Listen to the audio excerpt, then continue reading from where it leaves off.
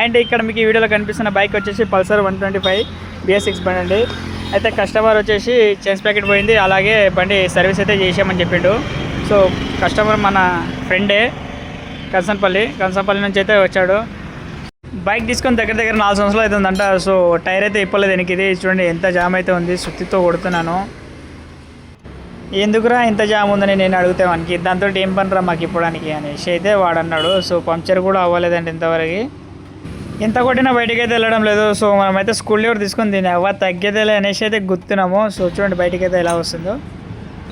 ఎలాగోలా టైర్ అయితే ఇప్పేశానండి. అలాగే స్పాకర్ కూడా ఓపెన్ చేస్తుంటే దీనికి ఉన్న టీత్స్ మొత్తం ఇరిగి అయితే పోయినాయి. సో చూడండి ఇక్కడ చూడండి ఎలా ఇరిగిపోయినా అంటే ఒక రేంజ్లో అయితే మనోడు నడిపిన బండి అయితే. సో స్పాకెట్ అయితే మొత్తం పోయింది, అందుకనే మనము కొత్త అయితే చైన్ స్పాకెట్ అయితే వేసేసుకున్నాము. సో చూడండి మనం మొత్తం అయితే బిగించేసుకున్న తర్వాత మళ్ళీ ఎక్సెల్ రోడ్కి ఆయిల్ అయితే అంటించి టైర్ అయితే ఎక్కేసుకున్నాము. ఆ తర్వాత వాషింగ్ అయితే పెట్టాను బండి అయితే. మన రోడైతే ఫుల్ ఖుషి అవుతున్నాడు బండి చూసి. అలాగే 2 స్నాప్ అయితే తీసేసుకుని స్నాప్ వేసాడు వాడు 1 4లో. సో మనం మొత్తానికి వాషింగ్ అయితే కంప్లీట్ అయింది. అలాగే మనోడైతే ఒక ట్రయల్ అయితే కొట్టేసిండు బండి. సో బైక్ ఎలా ఉందిరా అని అడిగితే మామ స్మూత్ అయింది బండి అయితే, చాలా బాగుందిరా అనేసి అయితే అన్నాడు.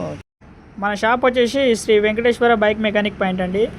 ఇది మన నారాయణపేట రూట్లో మిస్టర్ చాయ్కి అపోజిట్ అయితే మన షాప్ అయితే ఉంటుంది.